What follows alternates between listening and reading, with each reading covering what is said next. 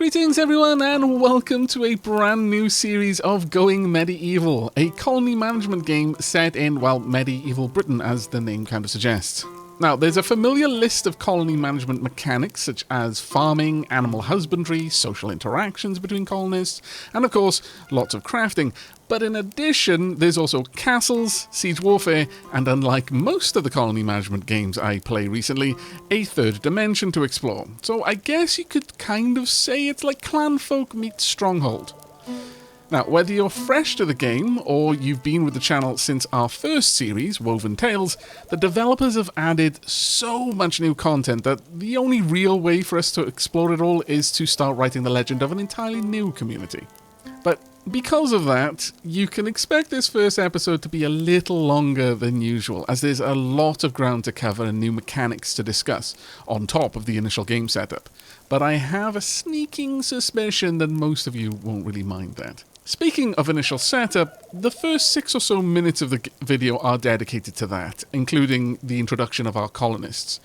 If you're not particularly interested in that part, feel free to use the chapters down below to skip ahead and join us just as we embark. But with that being said, I truly hope you're going to enjoy this episode, and remember, if by the end you liked what you saw and you want to see more, you can let Saint Algorithmus know with those lovely buttons down below. Now, without further ado, it's time to dive in and get started.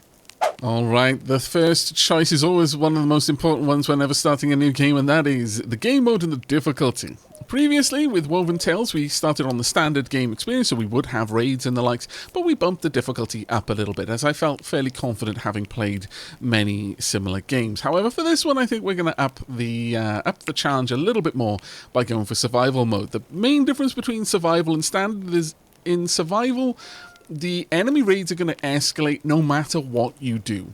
Whereas with standard, it tries to kind of keep a challenge, but doesn't try to overwhelm you. So I would imagine if you had some sort of negative event where you lost a lot of people, then the next couple of raids would take their foot off the accelerator a little bit. But in survival, there are no brakes on this train. It is just going to keep getting worse the longer you play. So there is a very real possibility for a negative feedback or tantrum spiral, if you will, with this one. So as a result, I'm not going to pump the difficulty up any more than we had previously. We're going to leave it on difficult. Recommended for players who want a challenge. I definitely do, and that's why we're playing on survival. Have I bitten off more than we can chew? Time will tell. But the next thing I'm going to do to make this playthrough a little bit different from Woven Tales is we are going to choose Lone Wolf. So this settler starts alone, with meager resources in the harshest of conditions, whereas New Life, you start, I think, around spring or towards summer at the very least. It's fairly nice, and you've got some time to build up. Lone Wolf throws you straight in there. You start in winter, yeah, it starts in spring in New Life, and there's only one person. You've got 20 wood, 3 packaged survival meals, so right from the get-go, you don't have too much. But there is one very important thing that I believe that this is more being added through consecutive updates to the game. We're going to start with a doggo as our pet. Do you start with pets over here? Yes, you start with a couple of goats and a cat. But we're going to start with a dog. We've got a couple of items of equipment. We are going to have to move pretty quickly to be able to secure ourselves some decent lodgings and also a food source, given that it's going to be winter. I'm assuming it's going to be starting at the very beginning of winter, and that's going to be an important one as well. Now, as for where we're going to start, I'm going to go for a large map. I prefer large maps, and I also like hillsides. This gives us a mixture of arable land and also mountainous land, so we're going to have a good opportunity to gather things like stone and the ores, but we're not going to be completely bereft of somewhere to grow our crops like we might be on mountain. But there's a heraldry and there's a name that I'm going to need to pick. So give me just a moment. There we go. I've decided on the name Frostgrave, which I feel, whilst a little bit morbid perhaps, is quite thematic considering we're starting in a more chilly, hilly climate, perhaps further to the north. And this is medieval Britain post-plague event, which has absolutely decimated the population. And whilst maybe Frostgrave doesn't really conjure the most welcoming of mental images, this is just an opportunity for us to teach people not to to judge a book by its cover. You know, this is an opportunity for us to subvert expectations. And I'm also quite pleased with the heraldic design. I kept the vertical bar and the triangle. The ability to edit the heraldic design is one of the probably one of the best design your emblem systems in most games that I've come across. Honestly, the ability to transform, there's just a lot here. Plus, you can add in custom designs as well if you've got a particular design that you like to take from game to game.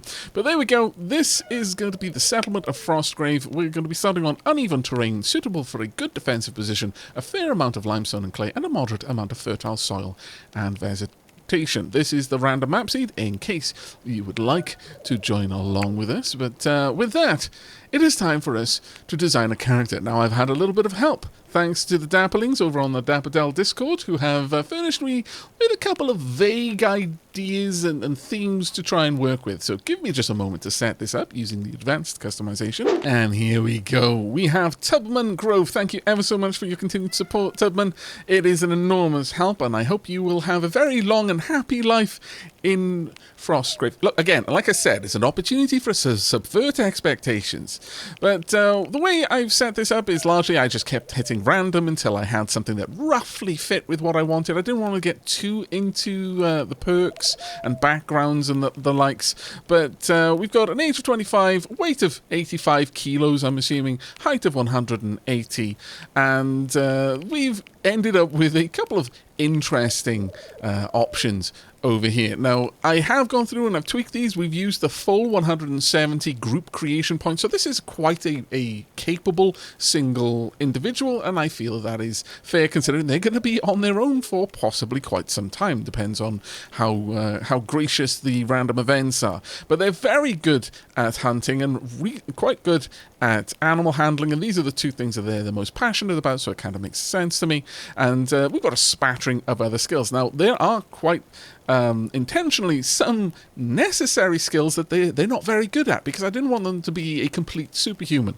But we have got a spattering of other passions as well, so I think this will give us a good chance, but it is still largely going to come down to how brutal the survival events are going to be in the random events that we get rolled. So we've got Frostgrave, the settler is Tubman Grove, survival on difficult, lone wolf on the hillside. And with that, let's jump into the game. I will leave tutorial tips on, but I'll probably skip through anything that I'm familiar with, but there are going to be lots of things that I am completely unfamiliar with, so we'll keep an eye out for those. Lone wolf. Oh, this is rather interesting. The sound just cut out. Through a blizzard, the last hunting party of the year returns. One member is missing, presumed dead. Far from what passes for civilization, Tubman is on his own. He grits his teeth and resolves to build a home in the wilderness, to shelter from the biting cold.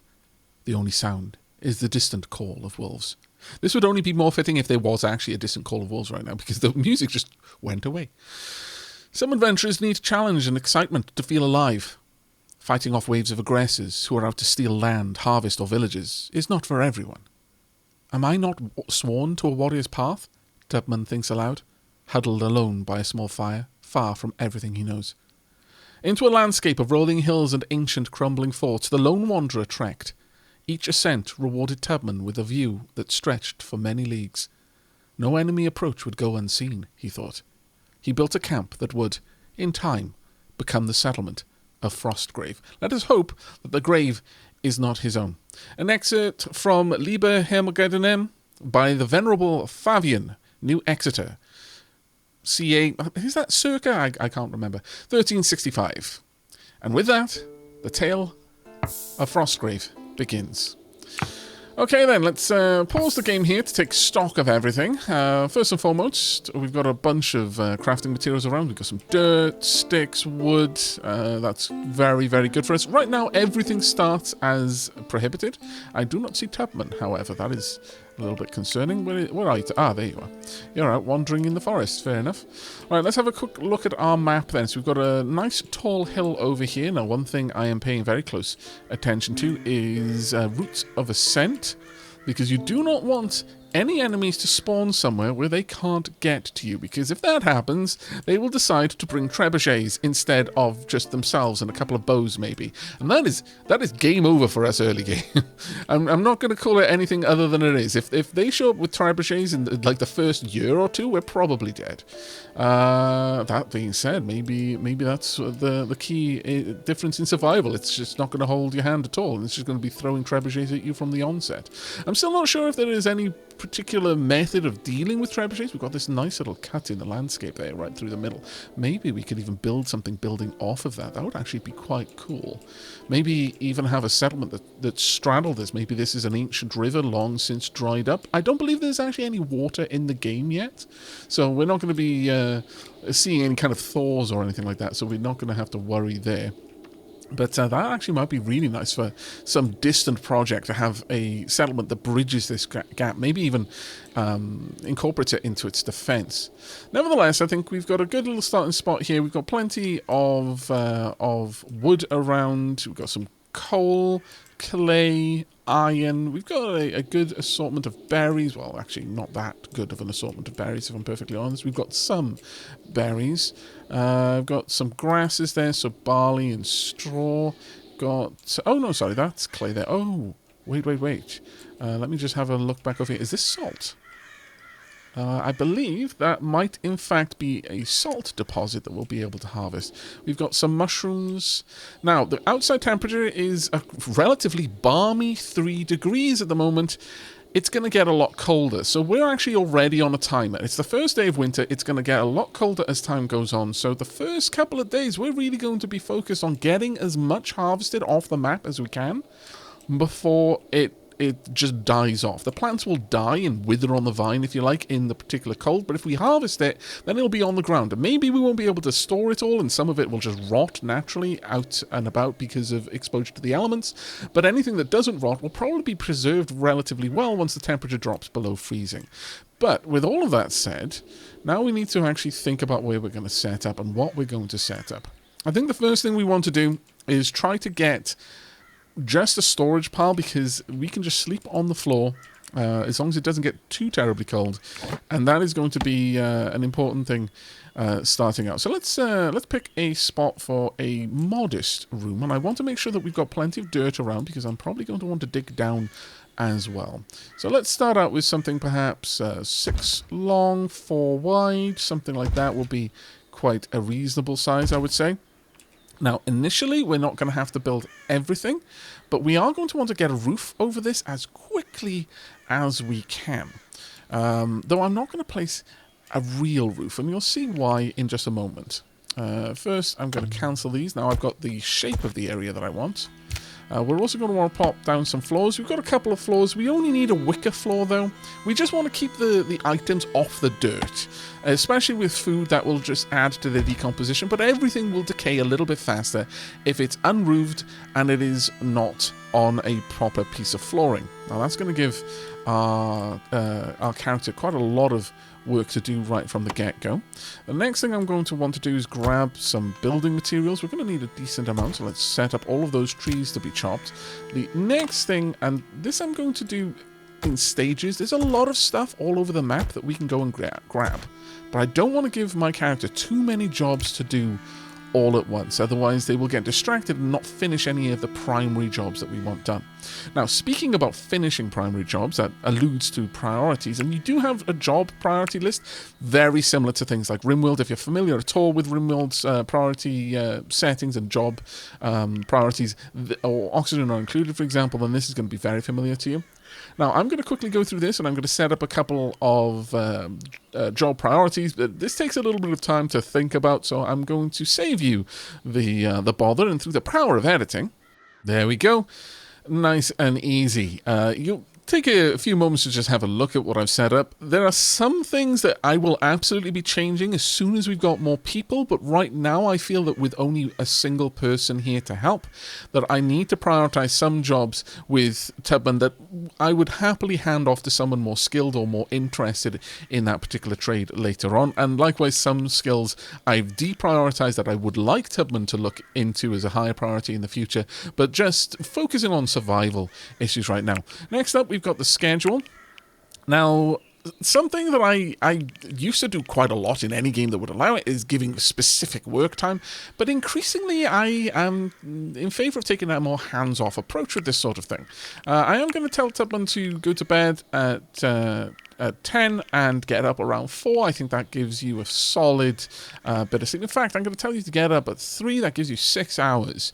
We'll see how Tubman deals with that, and some people need more sleep than others, and certain things will tire them out more. If they've got ready access to booze, they're probably going to want a little bit more of a snooze than usual, and we'll tailor that as we go. I am going to mandate that you have some recreation time. I'm actually going to tell you to do that in the evenings, though, rather than in the mornings, because if you want a bit more of a lay-in, I'm hoping that anything will allow you to sleep in longer. I'm just telling you need at least 6 hours of sleep. Hopefully, you'll stay in bed more if you happen to need more. So I don't want to tell you to get up and play backgammon or play with an instrument or something if instead you want to sleep. But I will happily tell you to do that before you go to bed. I think that will work out quite well there. We've also got management over here. Now, Tubman, being primarily a marksman, we obviously want you to grab range. Now, there are lots of different setups in here, and I've already got a couple, some throwers from the last time I played, no doubt.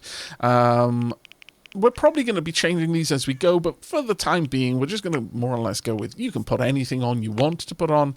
Absolutely anything is allowed, including armor. If you can, you should grab it. I'm going to tell you to grab any shield. Realistically, you won't, because a ranged weapon is a two-handed weapon. You can eat all food, and you can take any stimulant you want. Stimulants in the game are things like booze, so rough wine or fine wine, ale, mead, that sort of thing. But with that, I think you should be good to go. Let's have a quick watch of you, and we should be able to see what you're up to. You're going out to cat right now. Okay, fair enough. We'll also allow that, I think. There we go. But the first thing you're going to do, it seems, is you're going to clear the building site. Then we'll hopefully see you getting in and grabbing or cutting some of these trees down. That'll give us access to twigs and or rather branches and the logs that we're going to need to build all of this up. Tutorial forbidden allow. No, we're good with that one. Now, there's a lot of stuff that you can do in the game since the last time I played. Lots of things regarding the cosmetics, and I'm really all for that, because in a game where ultimately you want to build castles, I feel that being able to build imposing or more palatial or military kind of forts, these are very different thematic styles, and if everything looks the same when you build it out of the same material, it kind of takes away from your ability to really express that. But they have done a lot of work on making it possible for you to make some really interesting structures, and I'm very excited to get to that. Now, perhaps I don't want you to do all of this at once, because I do want you to bring in some of the items out and about. We want to get some of these mushrooms. In fact, we really want to get to those. They won't last very long. Same with the berry bushes. The berry bushes, I think, will last through winter, but the mushrooms will 100% just decay. So we want to get to those fairly quickly. As soon as we've got this area set up, I'm probably going to set out... In fact, I can already set out a zone in here. We'll draft that zone, and right now it's going to be for anything except for waste. I don't waste in there. I also don't really want carcasses in there. So, actually, bring the carcasses in. Just don't bring in human carcasses for now. Animal carcasses, once I've allowed them, because there are predators on the map, including some predators there probably shouldn't be. I can see a boar over there. Let's not tangle with boars, for the same reason you shouldn't tangle with boars in real life. They're incredibly dangerous. I would sooner tangle with a wolf than a boar, because at least a wolf has the intelligence to be like, this hurts, I'm going to run away. I'll come back when you're weak. The boar is like, no, you've stabbed me in the face? That just makes me want to kill you more. Boars are terrifying. But there are also bears. Bears, they weren't really around in Britain at the time that this is set, in like circa 1300s, somewhere around there. Bears had long been extinct from the British Isles at that point. However, the game has justified it in that there were like show bears and like pet bears. Certain nobles and troubadours and circuses and that sort of thing had access to bears. So when the plague hit and everyone died, or most people died, the bears just got loose. That's good enough reason for me. They are incredibly rare, though perhaps we'll see more of them as the game gets harder in this. But we're probably not going to see very many bears in the game. But that is definitely something that we needed to be aware of. Also, I notice we've got Guffy down here. Guffy, can I I can rename the dog! Fantastic. Can I pet the dog? I mean, it's called pet. We're going to take that as you can pet the dog, okay? We're going to imagine. Right, let me find a name. There we go. Alacramps, welcome to the colony as the faithful hound. Long may you live here and help us with various things. As there are three types of animals, I guess. You've got wild animals, you've got domestic animals. As far as I understand, you can domesticate pretty much any animal, though obviously some are significantly more dangerous to try and domesticate than others. And you can tame some. I'm not sure how many animals you can turn into pets, but once they're trained as pets, they'll help around the colony in the tasks that they are naturally capable of doing. So in the case of, for example, if you had a tame wolf, I imagine it would be a very good hunting companion and possibly even a combat companion. Dogs, I imagine, probably also fill those roles, but I believe they can also help hauling. I'm not entirely sure. This is very much one of the systems that I'm only familiar with from patch notes, so I'm very excited to see how all of that goes. Now, will you start bringing things in, I wonder? Yes, you are. Okay, I'm not going to get in your way for now, but we are going to need a place to sleep. Let me throw down somewhere to sleep very temporarily. Let's pop this there. You're not going to enjoy it. I realize that, and I am sorry for that.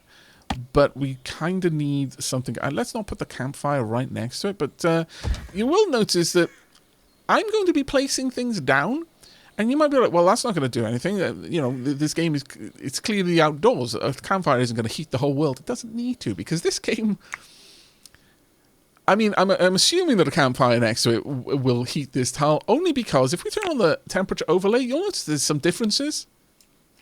It cares about the sunlight.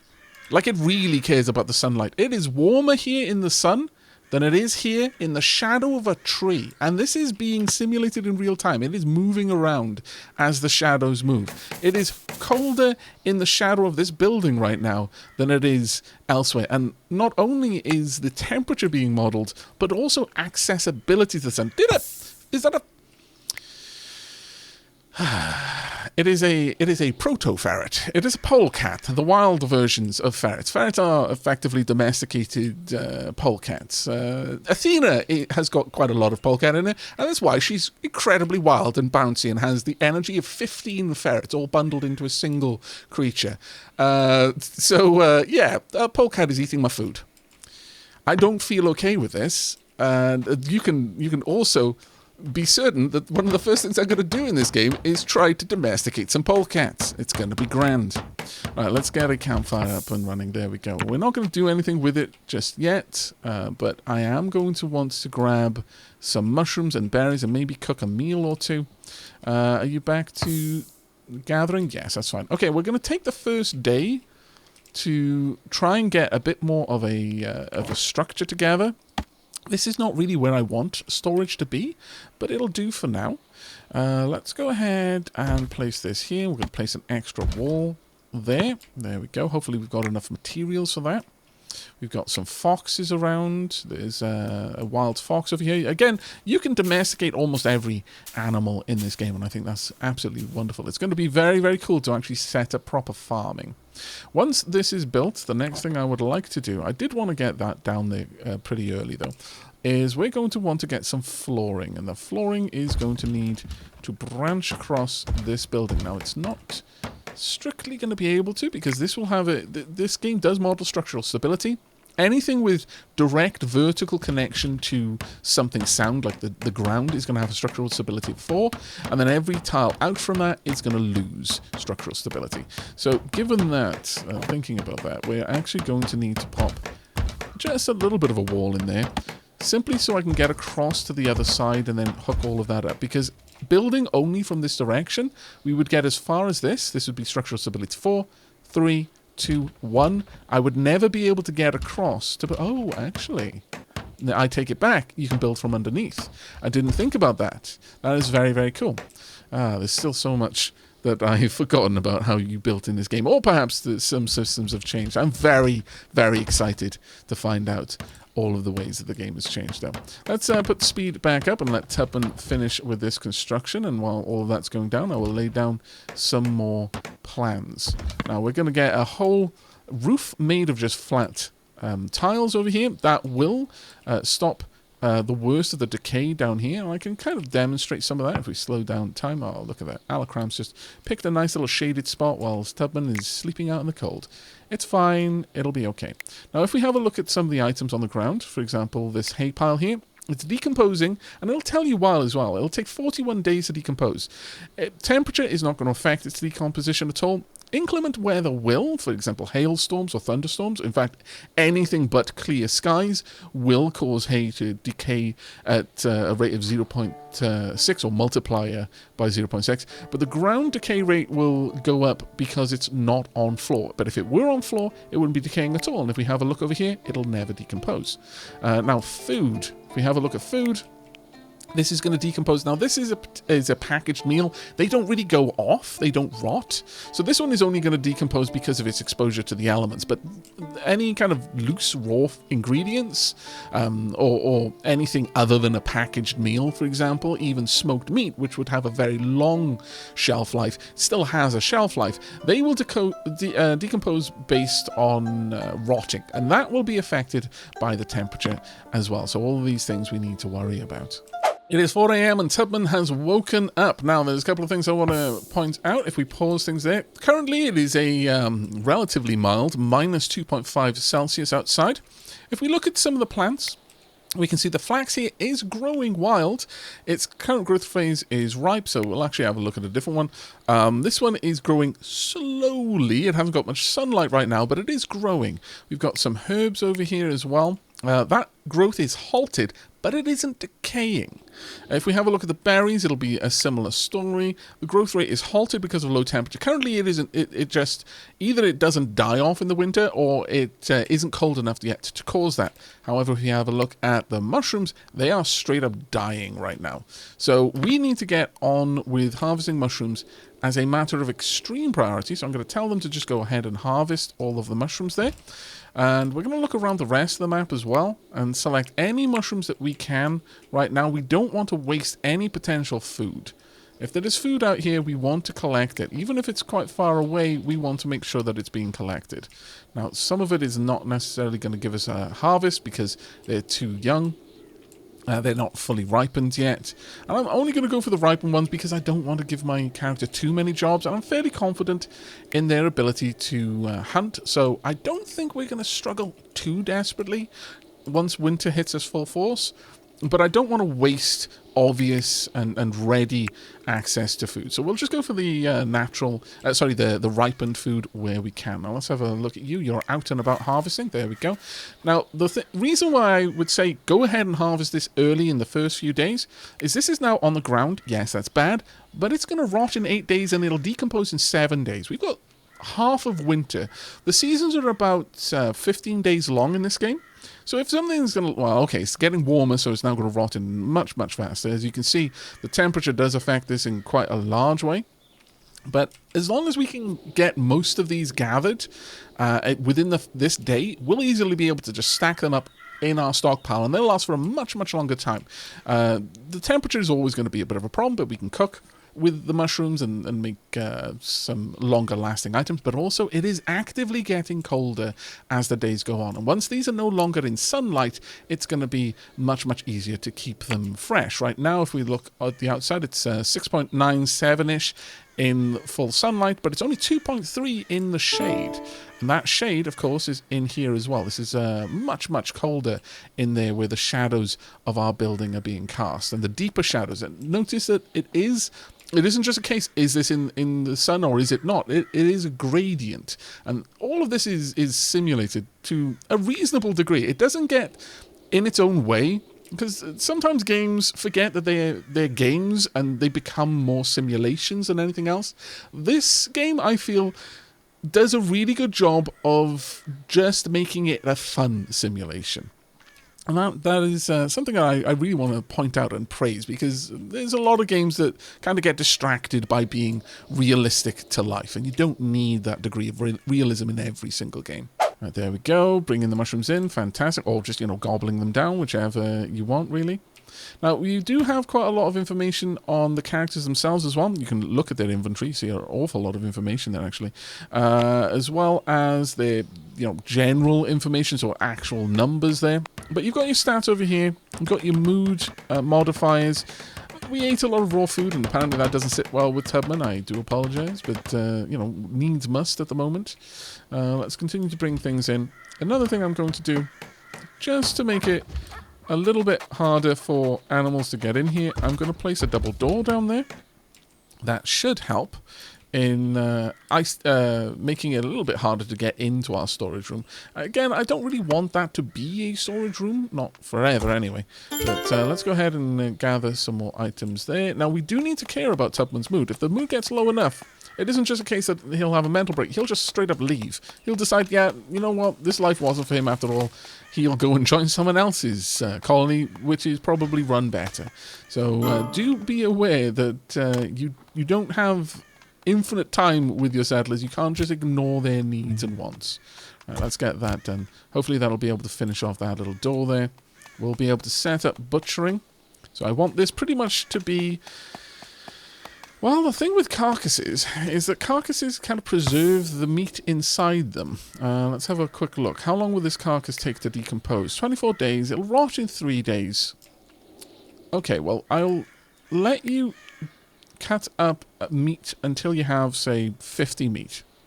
Let's go for that. You can edit this to eliminate certain types of carcasses, like enemies and settlers. Probably wise. Look, Britain was quite superstitious in the 1300s. Eating people, generally not an okay thing to do. There we go. While Tubman is chopping up a deer carcass down there, that should actually give us a lot more meat than we need to fulfill this order. Production speed is a little bit slower because it's outside, but that's okay. We've also got meals set up here now. We're going to make up to 10, and I think that's a pretty good number to be stored. But I have started to set up an upper level to this structure. So right now it's pretty boxy, and I'm not really super okay with that. I would rather it be a little bit of a nicer structure. So how about we add in a couple of windows, maybe one here, perhaps, right there. And in fact, we could go ahead and make this structure even smaller if we wanted to, and then have a bit of a space outside for us to go and enjoy. Let's pop a little door there. And at this point, we're going to get rid of all of this. There we are. And we could perhaps create a little area for the backgammon table out here, which right now is the only real way that we've got of relaxing. So let's pop a backgammon table out on top. We could even help out a little bit with a fence, but I'm not going to give Tubman too many jobs to focus on right now that aren't strictly necessary. Let's pop the sleeping spot in there. And we're also going to want a way of keeping warm. Right now, our only option is a clay brazier. That's fine, though. Let's pop that down.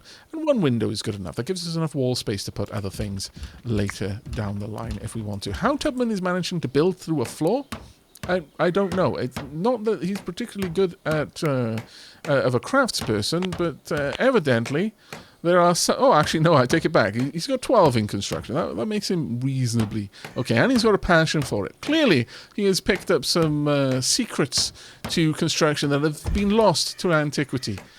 Sadly, we will never know how the master builders of yore were able to build entire buildings through solid walls, but maybe one day we'll rediscover these forgotten secrets, but who can say? But for now, I'm just going to let Tubman continue to focus on building. Ooh, okay, so this is a bad thing. It has started to snow. Now, that's actually both good and bad. It means that these things are going to start slow down their rot dramatically, but the bed is no longer functional. We need to pop down a thatched roof, rather sharpish. There we go. We now have a brazier. Now, all of the light sources in the game do require fuel to operate, but you can dictate what types of fuel are allowed.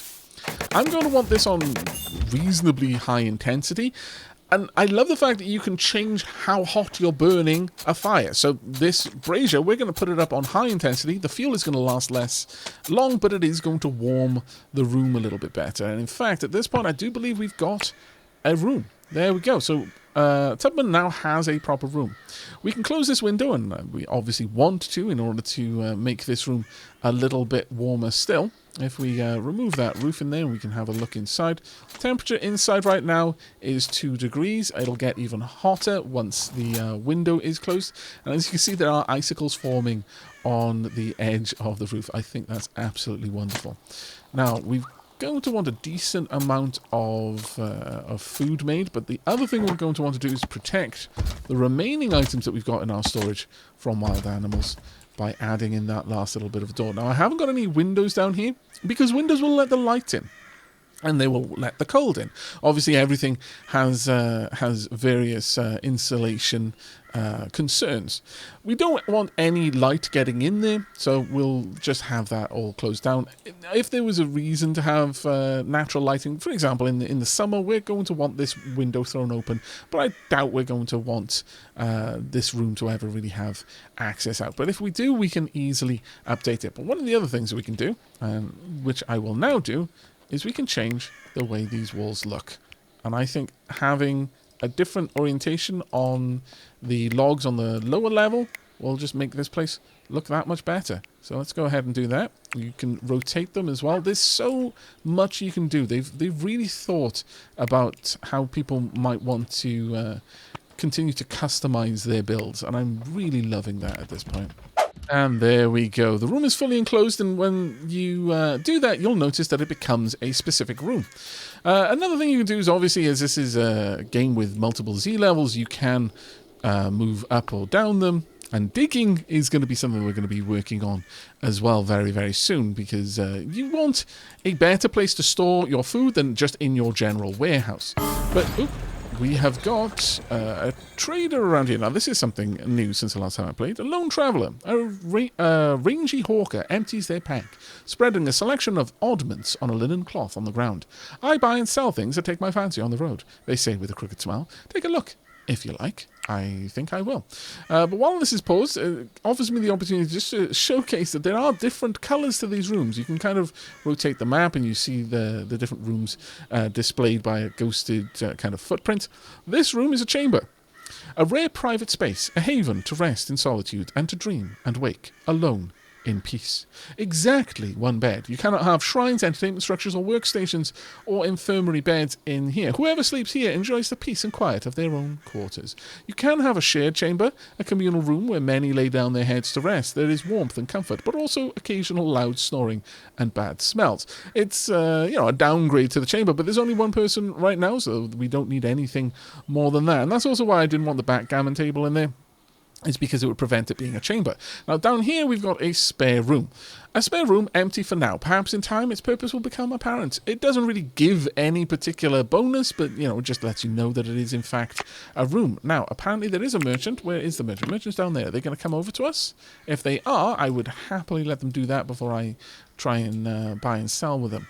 Now, the changes in wall types is not limited to the actual walls or the change in textures. You can also do that with the roofs as well. You can, for one thing, the kind of frame there, you can change the orientation if you particularly want to. I think I'll leave it like that for now. But you've also got different types of roofs, which I really, really like. The combination of these is probably going to allow us to create some very, very nice effects as we move forward. But Oswald is up here. Let's go and chat with Oswald. Do we right-click? Yes, we do. Barter with Oswald. Very well. Uh-oh. Oh, no. Where were you going? I am so sorry. I pulled you back from your work. My bad.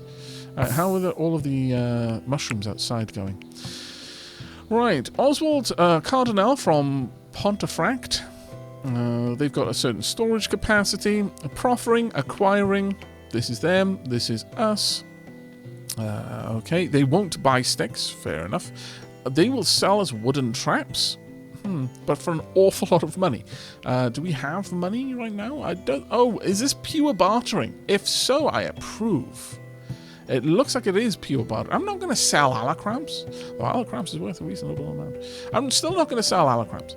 We've made some bread over here. The things you make are dependent on the ingredients. So, for example, we've got some roasted meats down here. And we've got some bread up there because we use different ingredients to make it all. We could take... We could get alacrams a mate, but that is fantastically expensive. I don't think we're going to be doing that. We could buy some junket maybe, or some seeds. We now need seeds to be able to grow, so I'm going to grab one of all of these seeds. In fact, I'm going to grab 2. I'm going to get 2. Oh, well, there's only 1 apple sapling. That's fine. Now, what are we going to sell in order to make... I would love the aged fine wine, but I don't think we're going to be able to afford that. It's only 18, so we should be able to comfortably make that up with some meat and some roasted meat. Now, that we're proffering 17, we're requiring 18. I think we would be allowed to. If the bargain is in your settlement's favour to the right, then you are asking for more than you are offering. If the balance is in the merchant's favour to the left, then you're giving more than you are asking for. Only transactions under the bargain threshold are possible. The bargain threshold is influenced by the bartering settler's speed. Oh, so I can get a good deal for myself. I think, yeah, this looks like we are actually within the threshold, so we should, in fact, be able to offer a little bit less than we're asking for. I'm willing to do that.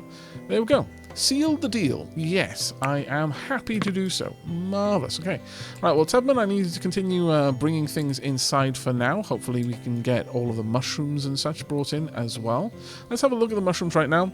They're going to rot in 7 days, but they'll decompose in 4 days. So we definitely want to get all of the items here indoors. But Tubman has decided that, actually, right now, it's time for sleep. Fair enough. I guess sleep it is then. Okay, it is morning on the 5th day of winter. Tubman is already out and gathering. Have I been calling Tubman alacrams? I'm so sorry. I'm seeing the name. My brain is very simple. It sees a word, it starts using that word.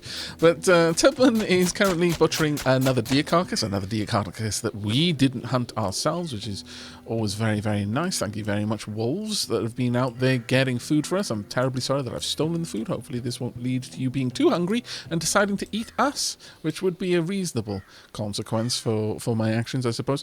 This carcass is going to rot in 6 days. I think I will actually allow it, though, but I imagine we won't need it. As long as we don't use up all of the meat, then we should be good. What is Tubman currently working on? Tubman is currently working on hauling, and I'm happy for Tubman to focus on that for now.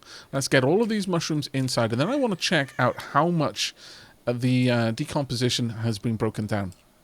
Now, because this game is obviously a multi-layered game, when you've got buildings like this, it can be sometimes hard to see through. So there are a couple of things you want to do. You want to hide the roof, first and foremost, and then instead of just kind of mouse wheeling down and up, if you select a tile and left-click, you will automatically go to that layer. So this is going to give us very easy access to see what's going on inside. And let's have a look then. So the roasted meat pile, never going to go off. In the current temperature, it'll never go off. Outside, it's 5 degrees. Inside, it's 2 degrees. It's a little bit warmer for a couple of reasons, actually. First and foremost, our walls are insulating this room from the outside temperature. So the outside temperature isn't going to be a direct representation, even in a room that's unheated. But furthermore, it's below a room that is quite warm. This room has got a balmy 5 degrees. Really? Is it still only 5 degrees? My lord, this is a cold winter. Well, we'll keep the intensity high. It's warm enough that it's not going to hurt Tubman, but I'm sure Tubman would prefer it to be a little bit warmer. But if we have a look inside, I imagine everything is going to be okay. So if you have a look at the mushrooms, yeah, they're good for a while. Okay, it is 11 a.m. on the 6th of winter. We are about a third of the way through winter, and Tubman is now focused enough on hauling things, and I'm fairly happy with saying we no longer need to prioritize that. Most of the food has been brought in fact, all of the food that I know of. So now it is time for us to start thinking of other things. We've got a big old warning over here that we need a research table, and I agree. We do need a research table.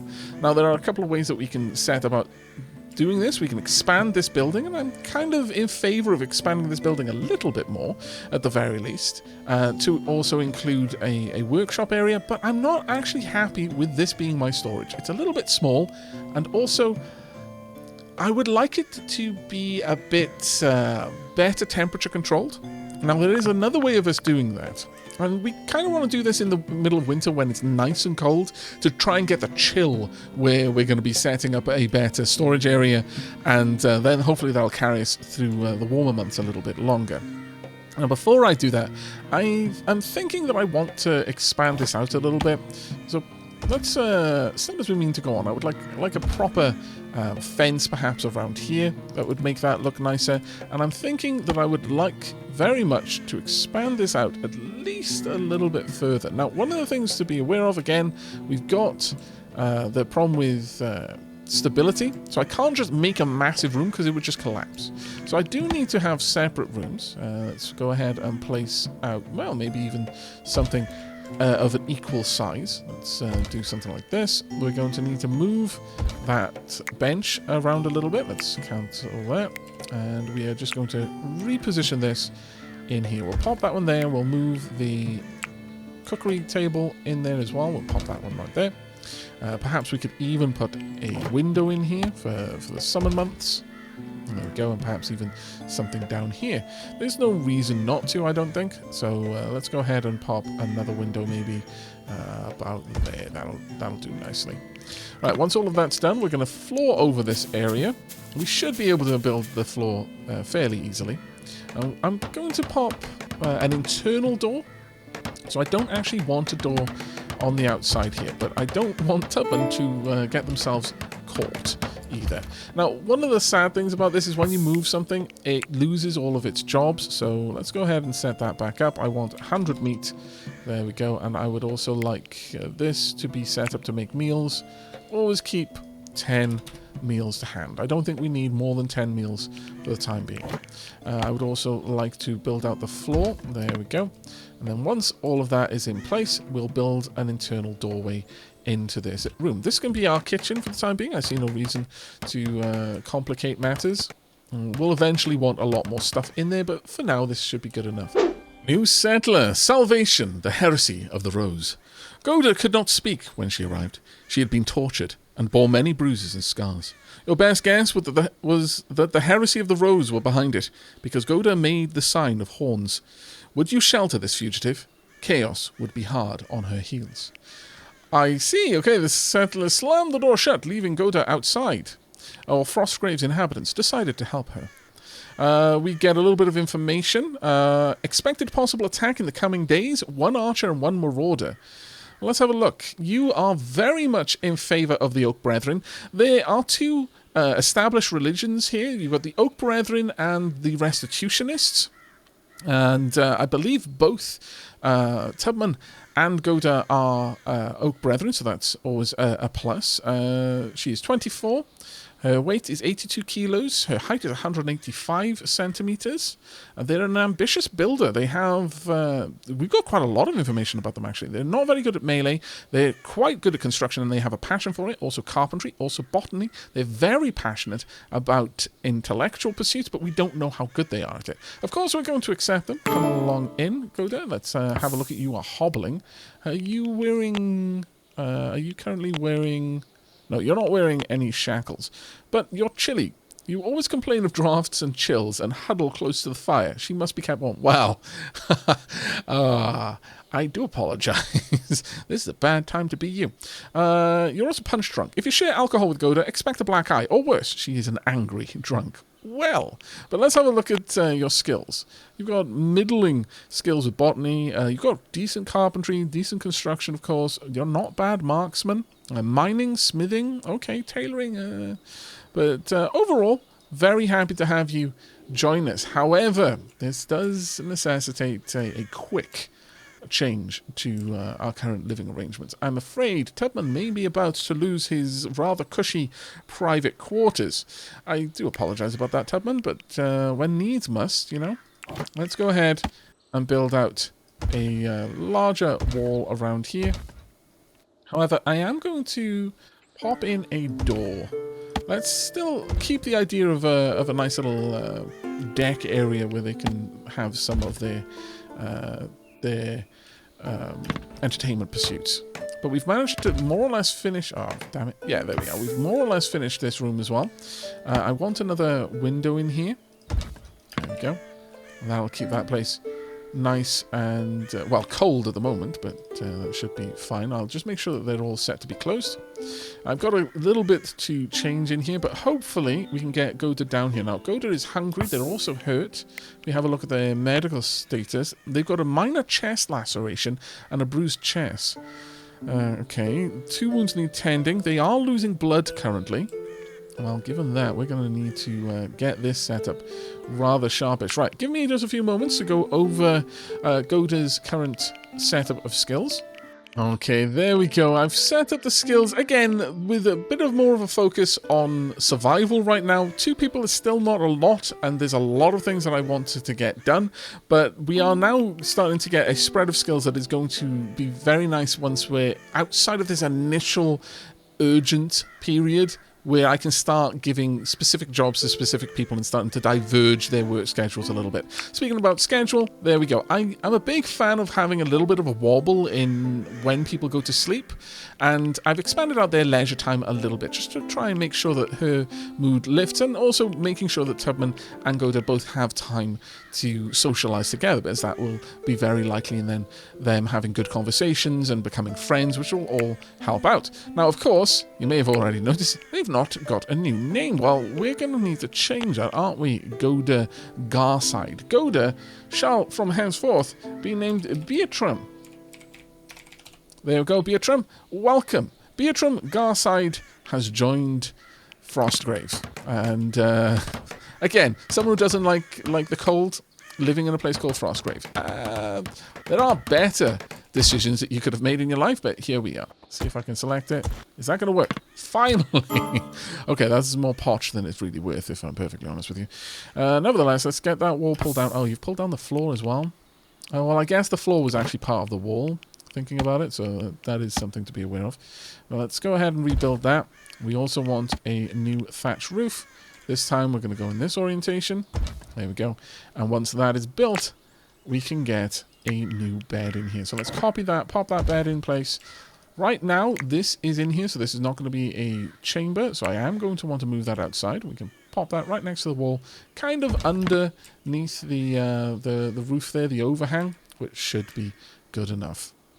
Once that is done, we now need to add in a door in here. So let's go ahead and take care of that. We'll pop the door somewhere about here, I think. There we go. That should work and replace that wall. There we are. Now all we need is the remainder of these floors, the roof, and then this should be perfect for us. Let's see if we can get that happening. Notice how the bed is no longer disabled. It's because it's not snowing. It's only when there's actually something falling on the bed that the bed gets disabled. There we go. This is now Tubman's chamber, but as soon as we add this other bed, it will become a shared chamber, I should imagine. There we go. Let's hopefully get that set up. No, Beatram, you were so close. Beatram, go to bed. Beatram, go over here. Let me see if I can draft you and move you up there. Go, go, go. Because you went to sleep a little bit before Tubman. There we are. Ah, thank goodness. Right, Tubman is currently in the kitchen, taking care of things. If we look down there.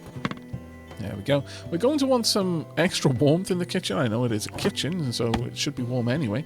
But let's go ahead and pop another brazier right there. Now, you can see that Beatram is still currently bleeding. Let's have a look at their health at the moment.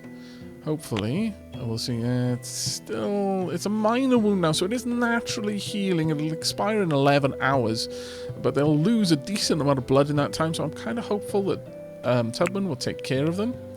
Tubman is going to wake later, however, so I'm going to pop up convalescence to a higher priority for Beatram for now. So hopefully, once they've taken care of their any immediate needs, they're kind of gathering resources for construction. They should coalesce, honestly, but I guess they might only do that if there's someone available who could take care of them. I'm not really sure. Well, I guess we'll see. Currently building the, I think, clay brazier. Yeah, there we are. The temperature inside is currently 2 degrees. It's quite nice. Outside it's 5. Yeah, there we go. They've gone down for the night. There we go. That will increase that intensity of that fire. Hopefully Tubman will now focus on healing Beatram. There we go. Fantastic. Let's have a look at those treated wounds. They're currently healing. So their wound regeneration, hit point recovery, all of that is quite nice. And now the bleeding has stopped. So there we go. The wound will expire now much, much sooner. And this may, in time, lead to them developing a stronger friendship, which I would be a big, big fan of. Now, I need to find somewhere where there are herbs. Here we go. We've got some herbs over there. Select all of those. I would like you to harvest those herbs if you could. So we've got healing materials available. Now, there's a couple of more things that I'm going to want to do, mostly to make this look nice, so give me just a second. Okay, here we go. The violent extortionists have arrived just as I finish my decorative restyling of the house. Alone, the heretic drew a series of symbols on the ground at Frostgrave's entrance. After some hours, their pained expression suggested considerable exertion. Finally, they killed a hen, spreading the blood. Beatram, Beatram, they chanted. Give me Beatram. Frostgrave's settlers were petrified. What ghastly horrors might rise up if they refused? We can be defiant. Enemies will arrive. There are 2 marauders, so no archers. Your settlers will get a positive mood modifier for helping someone in need, or we can surrender them. Now, the different factions are actually represented in the game now. This is something that's quite new from the last time I played, and you can curry favor with them, or you can lose it, and these choices are now much less black and white than they used to be. Sometimes you might want to give in, sometimes you might not want to. It really does depend on the current situation, how much of a big effect losing standing with a certain faction would be. But of course, we are not going to give Beatram up. The Faithful Sons of England's faction is now friendly. The Heresy of the Rose faction is now hostile. Minus 120 alignment towards Heresy of the Rose. Frostgrave folk took up arms, making ready for battle. Right, let's have a quick look at you two then. You've got a hatchet by the looks of it. I like the helmet there, very much like it. You've got a dagger by the looks of it. Okay, how far away are you from our current camp? You're reasonably close, sadly. Alright. Right, currently, Beatram, I've not set you up, but we don't have much in the way of weapons. So I'm just going to say grab whatever melee weapon you want, whatever shield you want, any headgear you can, and any armor that you can. Now, this little white outline there is telling me that is being forced on, so I'm actually going to tell them to drop it so that they will intentionally equip it themselves. I'm also going to lower their covalescence priority, so they'll get up and about. Now, the enemy are already on their way. Okay, well, that's kind of worrisome. They're heading out. Now, we don't have much in the way of any kind of defenses to speak of. You've already grabbed a weapon, but you've also taken off your top, and you haven't yet re-equipped it, which is unfortunate. Well, given that, Tubman, where are you? I'm going to need you over here. Let's go ahead, draft you. Now, what would have been great is if we could have attacked them from on high. And there is a possibility that we might be able to do that still. But it would require us crossing this area right now and draw them to us. And I think that might be a little bit too far away from the house, and they would just ransack our belongings, which is not something we can easily afford when things are so tight already. What I could do instead is have you go stand up there, and Beatram, as much as you're not well equipped for it, I need you to stand guard at the top of the stairs. You're going to be the spearman that is going to prevent any further approach, whilst hopefully Tubman can snipe the approaches. Now, if you can wound someone, they will slow down, so we might have quite a lot of time before they actually get within attacking range. Beatram, can I move you down the stairs a little bit? Yes, you can defend from this point. No one can climb that stairs once you're there. Not with a spear, anyway, but they are coming with that nasty-looking hatchet there. Right, Tubman, I need you to engage as soon as they're available. Height makes a massive difference to the range your archers have. Ooh, very nice shot there. Let's have a quick look at them. So, Katrin Bradwardine has got a pierced cheek. You shot them in the face. What a fantastic aim you are. Let's get another one. And this time, pierced flank. Get another. Okay, that one was deflected. Now I'm going to want you to go for the uninjured Luliana. Oh, no, they're going for the doors. Okay, well, go for Katrin then in that case. I mean, if they're set on trying to take that door because they're like, no, we're not trying to take a spearman on the stairs. They have the high ground. Victory! The beleaguered settlers came under attack in the winter of 1353. Their ordeal continued for 1 hour and 32 minutes. Mercifully, all settlers survived the raid. One sworn enemy died during the fight. Tubman Grove was the bravest of the settlers, dealing the most blows to the foe. Thankfully, no settler was even hurt by enemy weapons. And they're down. They've dropped their armor and that amazing heretic crown. I deeply approve. Let's have a look at you. The Marauder is dead. Now, we don't necessarily want to go down there just yet, because then Beatram might actually be attacked.